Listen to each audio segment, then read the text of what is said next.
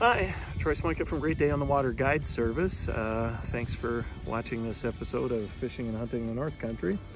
I got a sauger here, and we are on the Mississippi River near Red Wing, Minnesota. It's late March, and we are here targeting walleyes, and we'll get some saugers too.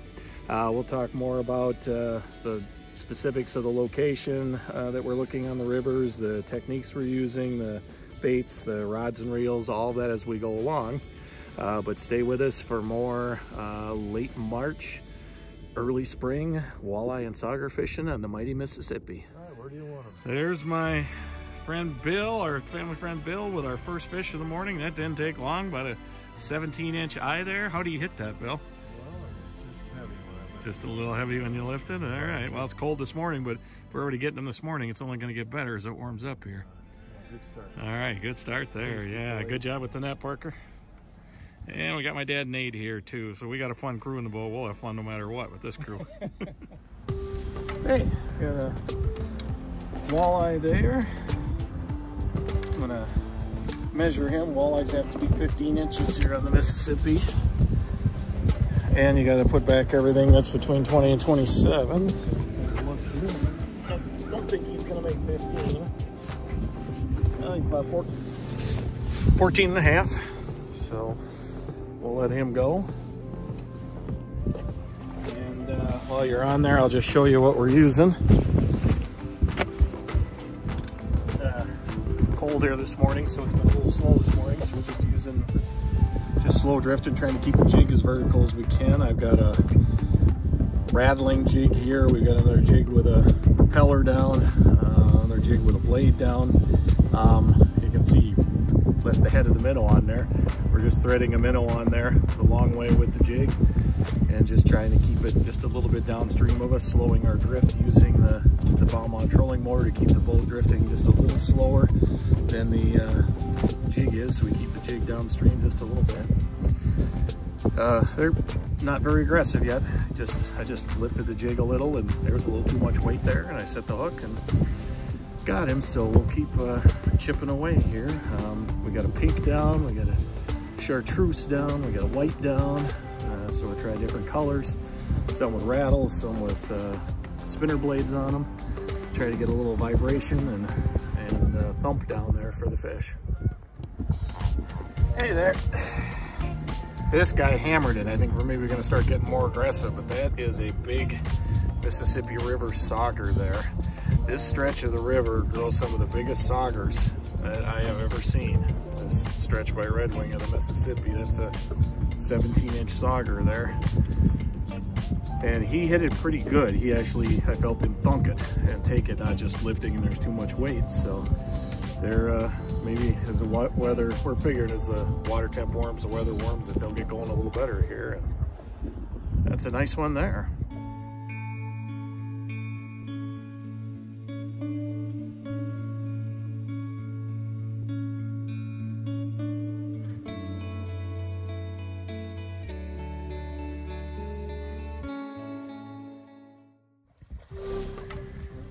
And my son Parker, ooh, a nice walleye there.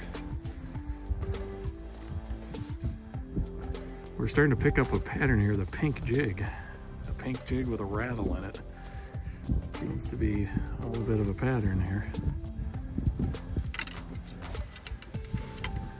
Hold him up for the camera, there's a nice fish there. Oh. And he's active.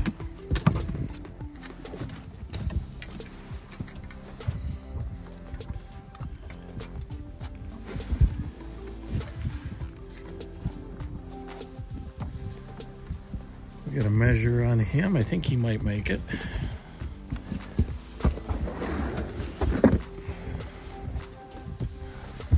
Okay, that one was 21 and a half, so he's going back.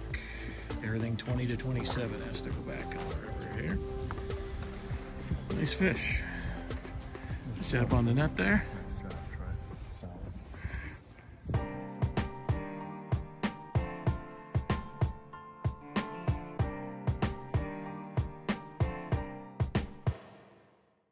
All right, so we're going to go over equipment a little bit that we use today. First, we're using St. Croix Icon.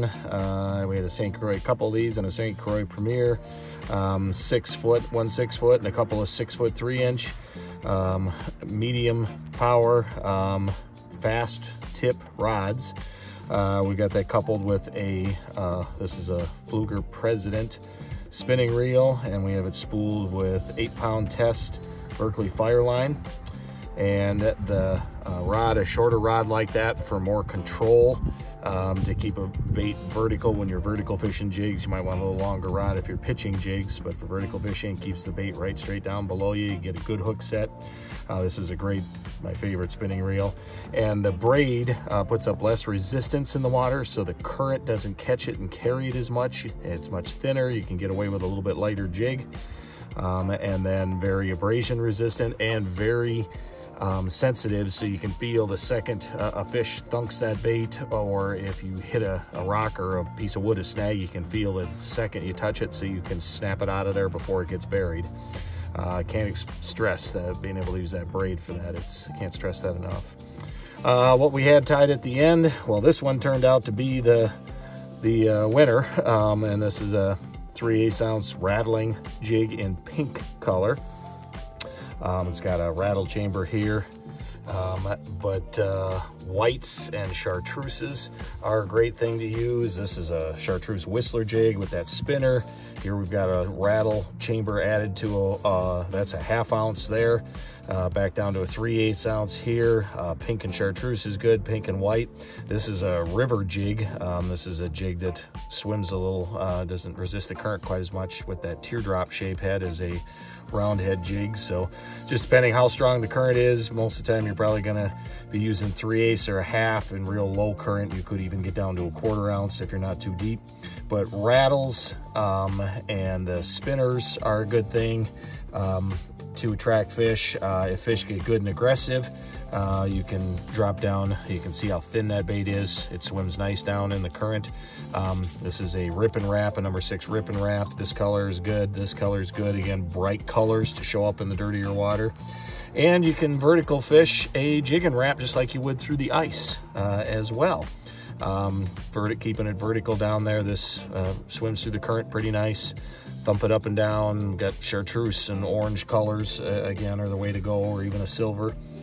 And these would be when the fish are a little more aggressive. When they're less aggressive, then you're going with the jig with the minnow. In between there, you could put on a big paddle tail, 3 or 4 inch paddle tail as well. Just depends on the aggressiveness of the fish. You can see this one set up for really unaggressive fish. We'll thread a minnow on there, and then I've got a stinger hook added to put another hook farther back in the minnow.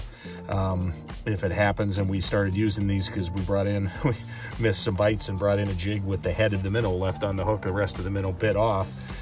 So that is something you can do to help with those short strikes. So, but today this pink was definitely the color that was attracting them, and the rattle was important down there in the current to attract them. So you can use these not aggressive with a minnow, even with a stinger hook, semi-aggressive with a soft plastic. You can go to these with extremely aggressive fish. They'll tell you how aggressive they are. A lot of times in the morning in that cold water, they're going to be less aggressive. You're going to be doing this, and then later in the afternoon as the sun comes up and it gets a little warmer, then these could happen. But just a great way to get a long rod out, get the line wet at first, and get the boat in the water the first time, and catch some nice walleyes and saugers like we did today. That, not a lot of equipment, but that kind of equipment there will take care of you, along with a nice bucket of minnows. Hi. Well, hopefully you enjoyed the show today. We weren't out in the water real long. It was cold. It's been a cold start to our spring here up in the north part of the country, and our mid-40s today. We only actually got to the about 40, and so we were getting a little cold. But we got a few hours in out on the river. Hopefully you've found some, or learned some good tips from us. What kinds of baits to use with cold water. It was more like winter fishing than spring fishing on the river. We were using pretty much the jigs and minnows, but you can use some other baits, soft plastic, some of the rattling spoons, or jig and wraps, or even those rip and wraps when the water warms just a little more. Look for current seams. We didn't have a lot of current because we haven't really been melting much yet, but look for current seams. We fish some below the dam, some below the lock, and then some downstream by some wing dams.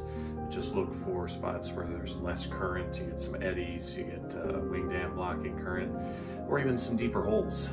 We've found some fish in those too, where the fish can kind of sit under the current a little bit. And just let the fish tell you how aggressive they are, or what kind of bait you should use in that situation. So get out when spring comes. If you've got rivers in your area, there'll be walleyes that live in them year round, and saugers, and there'll be fish running up out of reservoirs and lakes as well to spawn. And hopefully you can get out and have a nice day like we did today. Special shout out to my friend Bill Rosberg, who joined me and my son and my dad today. Great fishing with you, Bill, and I hope to see you at our next episode. Until then, good luck, and I will see you out there somewhere.